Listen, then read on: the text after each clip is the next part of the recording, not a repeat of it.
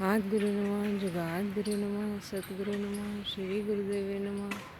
गुरुर्ब्रह्मा गुरुर्विष्णु गुरुर्देवो महेश्वरा गुरुर साक्षात परम ब्रह्म तस्मै श्री गुरुवे नमः। माते को नमन, सारी सात संगत को राम राम। आज मैं आपसे सात संगत जी माते जी के विषय में कुछ बात बताना चाहूँगी। गुरु गोविंद दो खड़े काके लागो पाए, बलिहारी गुरु आपने जिन गोविंद दियो बताए। मेरा माता जी से 30 साल पहले मेल हुआ। हम स्वामी जी के शिविर में थे, परमानंद जी के। वहाँ पे हमें कमला बहन जी मिले और उन्होंने गीता कॉलोनी में स्त्री सत्संग की चर्चा की। जब मैंने वहाँ जाना शुरू किया तो मैंने देखा वहाँ बहुत ही गहरा सत्संग चलता था वेदांत का, जहाँ काकी बहन जी, वीरा बहन जी, ये सब स्वामी जी के प्रवचनों को सरलीकरण करके हमें समझाते थे।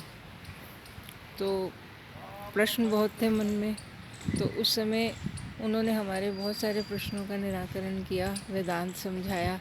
लेकिन मैंने वहाँ पे देखा कि एक लेडी मुँह पे चुन्नी करके और बिल्कुल अडिग होकर साधना कर रही हैं, ध्यान में बैठी होती हैं और ज़्यादा बात नहीं करती हैं ध्यान से उठने के बाद भी। तो वो बहुत ज़्यादा अट्रैक्ट किया मुझे कि ये कौन है, और उनके चेहरे पे बहुत तेज़ रहता था, जो आज भी है। और उस समय उन्होंने धीरे धीरे हम उनकी तरफ अट्रैक्ट होते चले गए। और एक बार मैं सत्संग में नहीं गई तो 2-3 दिन के बाद जब गई तो उन्होंने पहली बार मेरे से बात की और मेरे से पूछा कि तुम कौन हो और तुम्हारा नाम क्या है। तो मैंने बोला, माता जी मेरे को तो कुछ पता नहीं है मेरा नाम। तो माता ने कहा ठीक है, आज से तुम्हारा नाम चेतन ज्योति है, मैं तुम्हारा नाम रख रही हूँ। तो ऐसे हमारा संपर्क बढ़ा और उनसे प्रेम बना। और धीरे धीरे उनके प्रति एक ऐसा आकर्षण था, एक ऐसा प्रेम था मौन का, कि हम उनसे बहुत ही ज़्यादा प्रभावित थे। जबकि वो कुछ भी वेदांत नहीं समझा रहे थे, कोई प्रश्नों के उत्तर भी नहीं दे रहे थे, लेकिन उन्होंने बहुत सारा ऐसा समझ दी हमें। हम उनसे जुड़ते चले गए और उनको सब माता ही बुलाते थे। सेम एज ग्रुप के लोग बहन जी बुलाते थे और कम उम्र के लोग उनको माता ही बुलाते थे। इसलिए हमें उनका सिर्फ वही नाम पता था कि वो माता जी हैं। एक बार मैं उनके घर गई तो मुझे उनका घर नहीं पता था। मैंने पड़ोसियों से पूछा तो उनका समाधि वाले बहन जी का घर तो ये है। तो मुझे तब पता लगा कि माता ही तब हमारे से मिलने से पहले जिस साधना में थे तो वो बहुत बहुत दिन तक समाधि में रहते थे। बड़ी गहरी समाधि में 3-3 दिन की समाधि में चले जाते थे।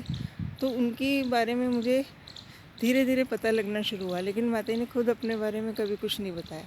वो इतनी सादगी में थे और इतने प्रेम पूर्ण थे कि उन्होंने हमें बेटी बनाया और हम भी यही स्वीकार करते थे कि हाँ हम बेटी हैं उनके। और उसी ढंग से उन्होंने धीरे धीरे हमें साधना में लगाया, हमारे को जीवन जीने का ढंग सिखाया।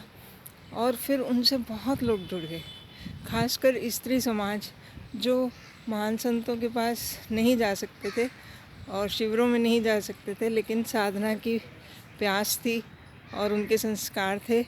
तो माता ने सबको जोड़ा परमात्मा से, सबको जीवन जीने की कला सिखाई।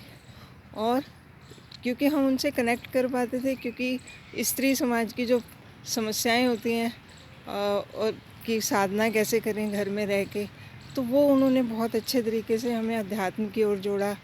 हमें घर में कैसे रहते हैं वो सिखाया, क्या क्या जीवन में करने योग्य है, कैसे करना है। तो हमारी हर समस्या में वो हमारे साथ खड़े रहे और हमें शिक्षा देते रहे। तो आज भी माता का सानिध्य हमें प्राप्त है। माता पहले भी कम बोलते थे, आज भी कम बोलते हैं, लेकिन वो गुरबाणी के ज़रिए उन्होंने बहुत कुछ समझाया हमें। और साधारण भाषा में उन्होंने हमसे पुस्तकें, महान संतों की पुस्तकें पढ़वाईं और हमें शिक्षा दी अध्यात्म की। और ओशो जी की पुस्तकों से भी उन्होंने मुझे जोड़ा।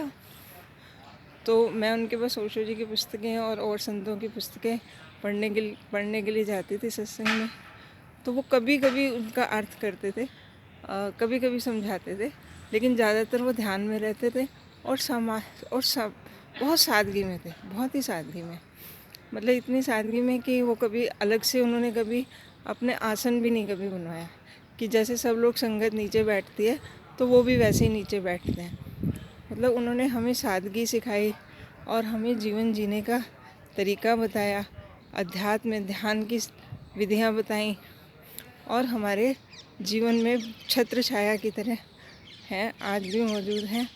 मेरे लिए अपने गुरुओं के बारे में यही बताना था, और संगत से भी मैं आपको मिलवाऊंगी जिनके जीवन में उन्होंने बहुत योगदान दिया।